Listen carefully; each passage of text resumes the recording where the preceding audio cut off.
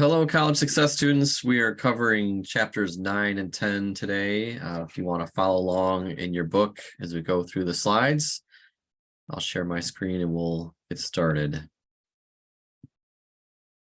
So chapters 9 and 10 deal with test taking strategies, how to, remember things that you've studied. And then chapter 10 gets into emotional intelligence. We'll focus mostly on that for chapter 10. So starting out in section 9.4, there's these memory strategies in figure 9.2 in section 9.4. And I'm going to go through them just real quickly. I'm not going to go through all the details here, but just the general principles I think are helpful. Number one, this is a figure right from the book. Number one is make it stick, rehearse and practice. So this is sort of just traditional studying, practicing things over and over again, making note cards, doing creating a test for yourself. This is just kind of general practice. Just repetitive practice is going to make things stick in terms of memory. The last point there says mind the middle. Our brains tend to focus on what we study first and last, or what we read first and last. So don't forget to spend extra time focusing on some of the content in the middle and make sure you're remembering that as well. Number two here is making it meaningful. How does it relate to me? So anytime you can connect your emotions with what you're learning, your everyday life, just things that you're dealing with in life with what you're learning, it's going to help you remember things and solidify that in your mind. And then 3, 4, and 5 here. Number 3 is make it mnemonic. A mnemonic device is, an acronym. Let the first letter stands for, or the first letter of the things you're trying to remember, create some sort of phrase, and you create some sort of mnemonic device to help you remember something. So, you got to be creative with that, but you're making some sort of memory tool based on the certain points that you're trying to remember. Number 4 is work with the material, manipulate it, do some different things with it, draw some pictures, create your own tests, put things in your own words, act it out, highlight your notes, just anything that you can do to work with the material that you're studying in creative ways is going to help you remember it more. And then number 5 is make it funny. If you can create a song, you can create a joke about what you're trying to learn. Those things create new pathways in your brain and different areas of your brain, and they can help you remember things.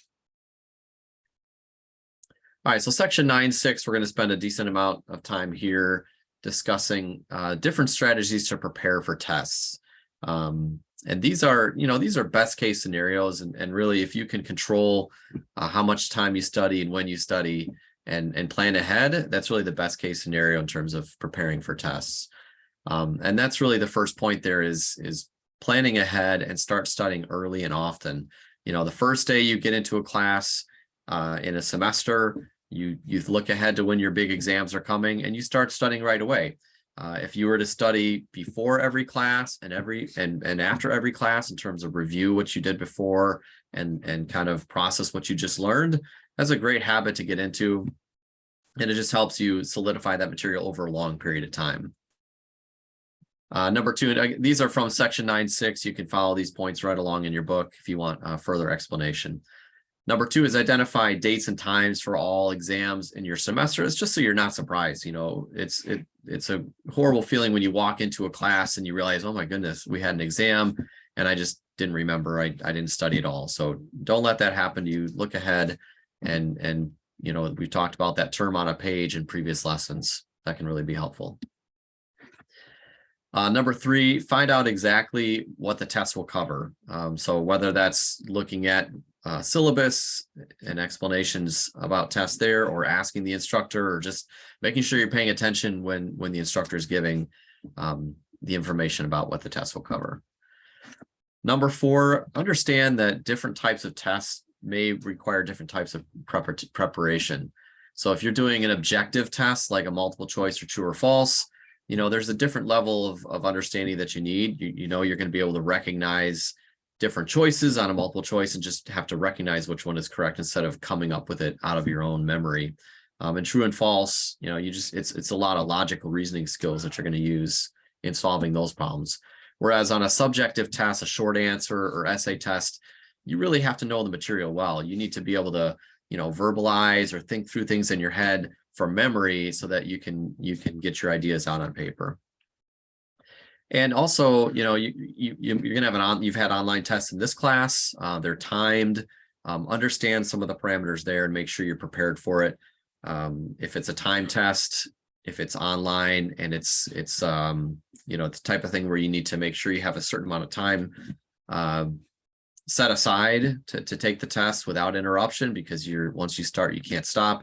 You just need to understand some of those things and be prepared for those parameters. Number 5, number 1 talked about studying regularly and often. Well, it doesn't mean you don't have to study a lot before an exam. So, several days before an exam, start some major review of old material and the material that you're working on as you lead up to an exam. It's still advisable to increase your study right before a test. And then, maximize your memory tools. We looked at those memory strategies from figure 9.2 and section 9.4. Use those. Okay. So when you're studying, use those creative ways to remember things and keep things fresh in your brain. Number 7, these are sort of just practical things in terms of studies, is make sure you're managing your energy. You're not pulling an all-nighter before a test. It's really not helpful overall if you have to do that. And what it shows is that you really didn't prepare. You weren't studying as, following these principles and studying as you go throughout a class. And, this research shows here in the quotes here that for every hour of sleep that you lose, less than your normal sleep, your IQ actually drops 1 point. So your intelligence abilities and capabilities are diminished when you don't get enough sleep. Number 8, don't foster non-productive negative attitudes. Okay, so when you're feeling down on yourself, you're like, oh, I'm just going to fail this test, or I really don't know this material. I don't know how I'm going to do. That affects the way you're actually going to do. That negative self-talk will give you less positivity and really have a negative effect on your test capability. So keep your mental self-talk positive. All you can do is the best that you can do, and the negative talk is really not going to help at all. Number 9, studying in groups is a great way to prepare for tests. You've got different perspectives, you've got different skills.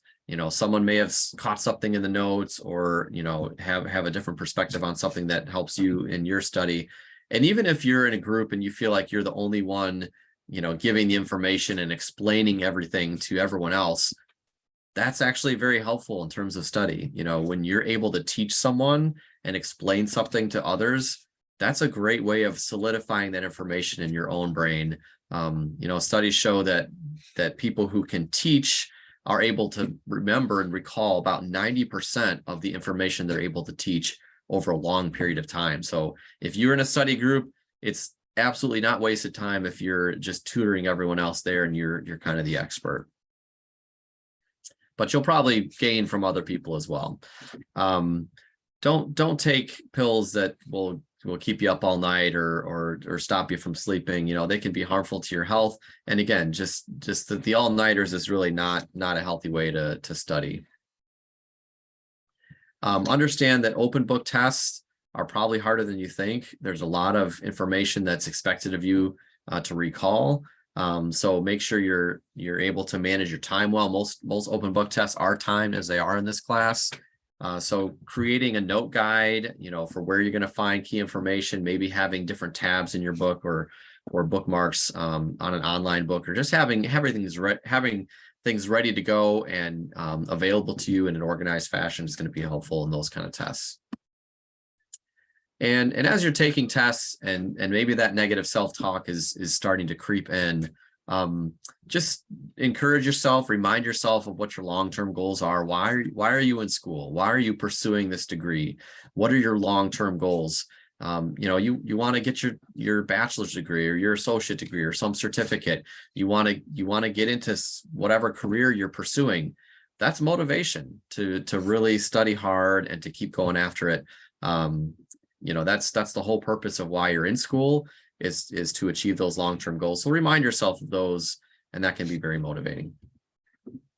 And then, if what you're doing is working, don't mess with success. All right. If you have a system for studying and preparing for exams, maybe you don't use all of these principles or any of them. You have your own set principles and they work for you. Keep doing it. All right. Don't have to change something if what you're doing is working. All right, in section 9.7, it talks about, so 9.6 was talking about actually preparing for the test before the test. Section 9.7 is during the test. Okay, what are some strategies while you take tests? I'm not going to go through all of them. You can read through all of them in section 9.7, but just a couple of them that I think are especially helpful. The first one, jot down what you really don't want to forget right when you get your test. Okay, so maybe you're in a history test and you had to remember the 7 key factors that led to the Civil War, right? And you've been repeating them in your mind, you've been looking over in your notes. In fact, you've got your notebook open right before the test, studying those the very one last time. And then your professor says, okay, put all your notes away, we're going to take the test out. You put your notes away, you get the test. On the back of your test, write those down. That's not cheating. It's in your brain. You're writing them down as quick as you can. Now you've got them down. You don't have to remember them anymore. They're written down for you. So I think that's a great strategy. The thing that you're most worried about forgetting, lock it in your brain up until the test and then write it down right when you get your test.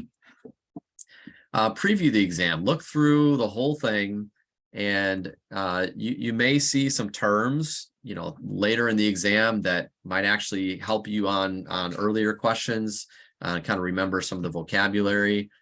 You'll also see how many questions there are that are super difficult and more easy. That's helpful to know how much time you're going to spend on various questions. And reading questions about content will maybe help you recall some of that content. So if you kind of skim through the whole exam quickly, it's going to refresh your brain on some of the things you may have studied. Another strategy, once you've done that, you've previewed the whole exam, start with the easy questions that just get those done. It's gonna boost your confidence, and it's also just practical in terms of your time. Getting all the questions right quickly, right away, then you have extra time later to go back on harder questions. So if you have a really tough question early on and you're not sure how to approach it, skip it. Go to the easy questions, come back to that harder question later if you have time, especially if all the questions are weighted the same. And that's something you should know, if you're approaching a test that way. Skipping to number 7 here, one strategy if you have a test that's a combination of subjective and objective questions like multiple choice and short answer and essay is do the multiple choice questions first. Similar to previewing the test, if you do those multiple choice questions first, there might be material in those multiple choice questions that helps you kind of formulate your ideas for an essay question that you have to write. Or there could be information in those multiple choice questions that helps you with another multiple choice question. Skipping to number 13 here, make sure you save time for review if possible. There's this adage that, your first answer is always the right one. You just go with your first answer.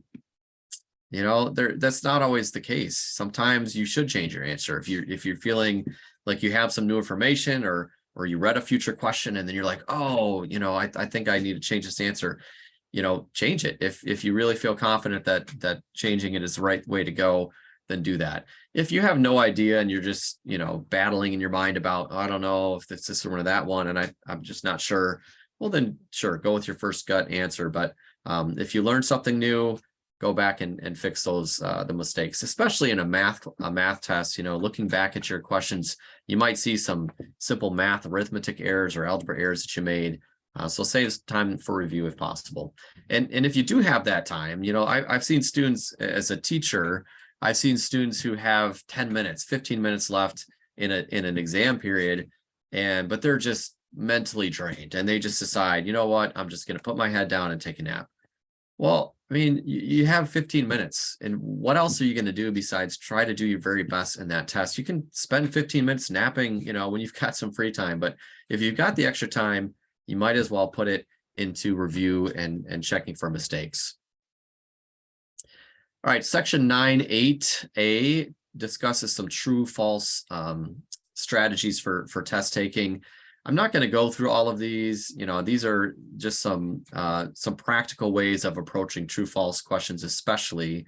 I think they're helpful. They're from section 9.8a in your book. So if you want to review them more fully, you can do that.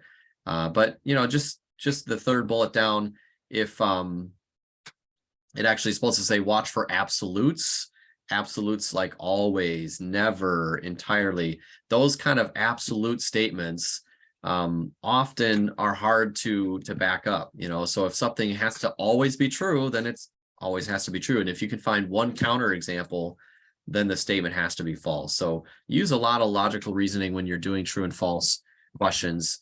But these can be helpful if you want to pause the video and take a look at them more fully. Like I said, I'm not going to go through them. You've read them.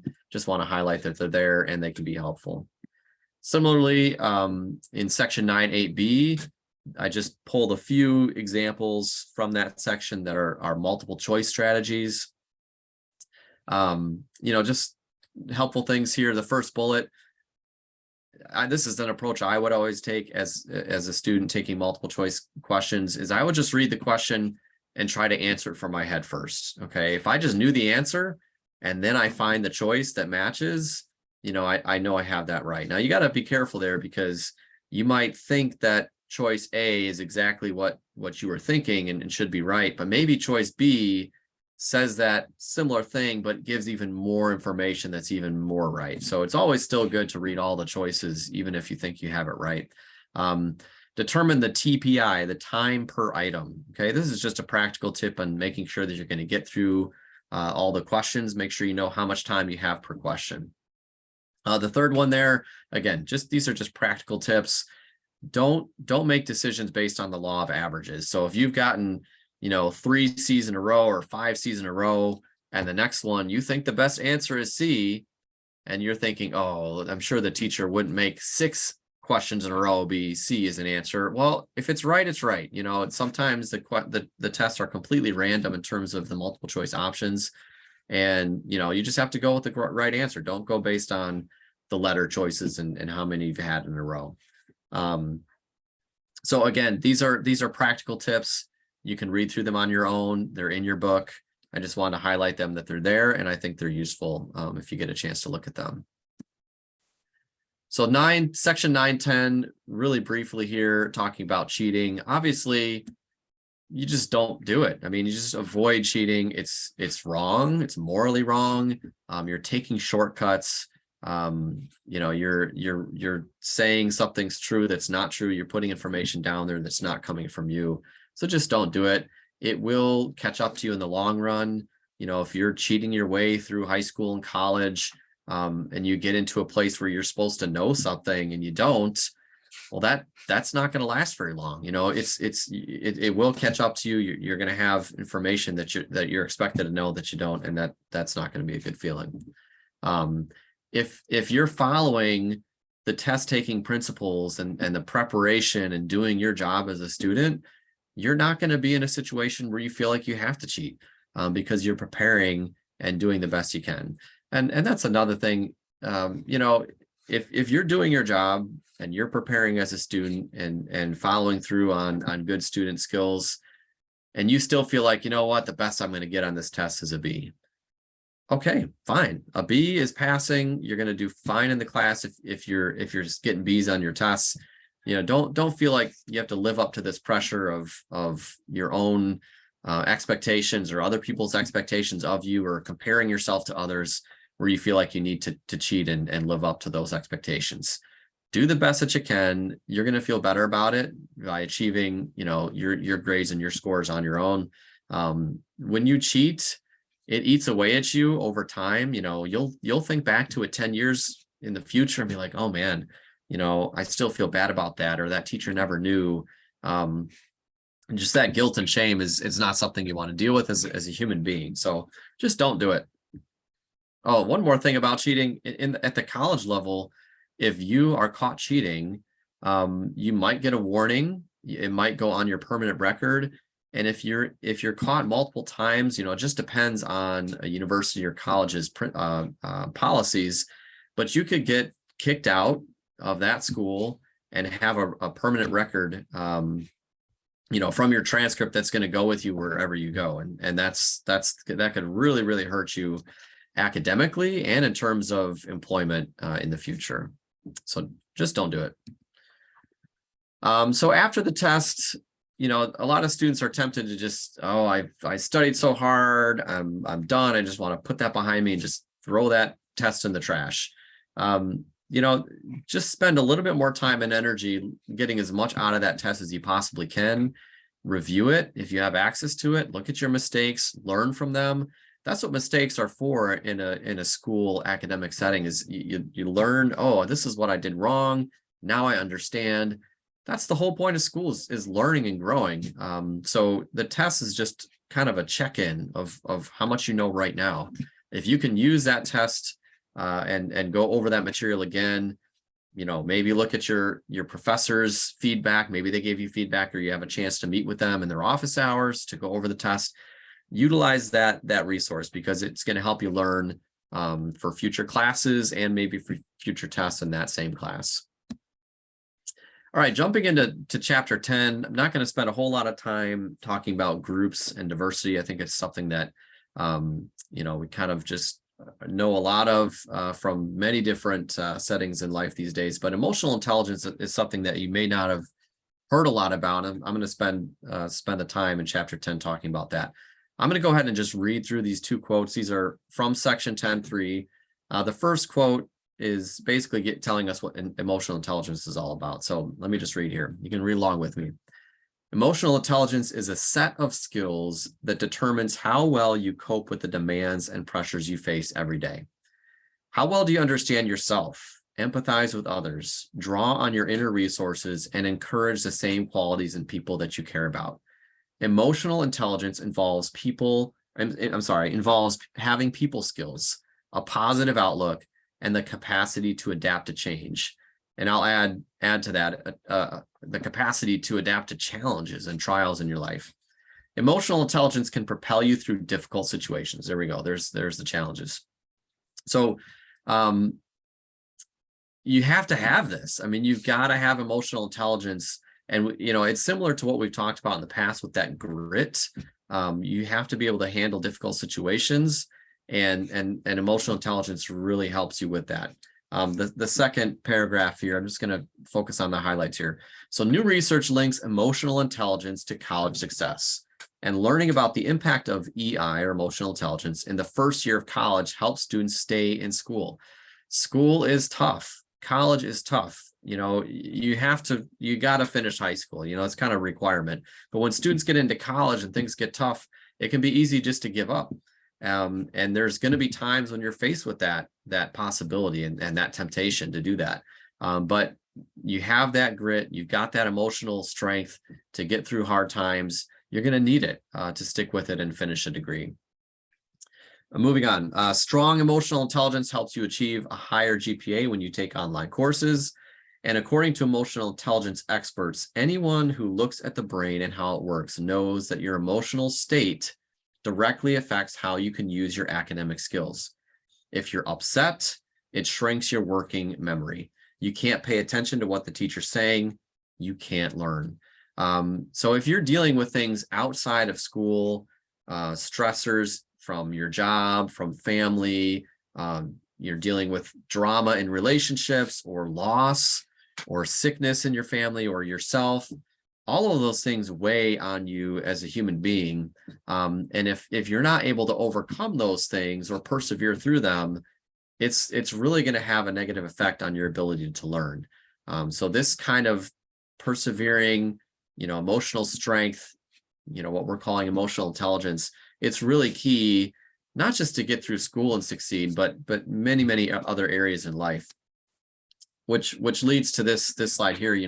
There are many businesses and companies who recognize the value of having positive emotional intelligence, the value that it has on healthy work relationships, on better communication between coworkers, and essentially better productiveness, more efficiency from their employees. So companies, like Google, they're investing in emotional intelligence training for their employees. They're sending thousands of employees through trainings that they have every single year, because they see the benefits. They see that if their employees are in a positive mindset, are able to handle difficulties, are able to communicate in a positive way with their coworkers, not get into little fights and squabbles between them, they're able to get their work done and give more to the company during their time at work there. So section 10.3, I'm going to go through this real quick and then we're just about done here. Discusses the 5 scales of emotional intelligence. So these are different areas that are important in emotional intelligence. The first one is self-perception.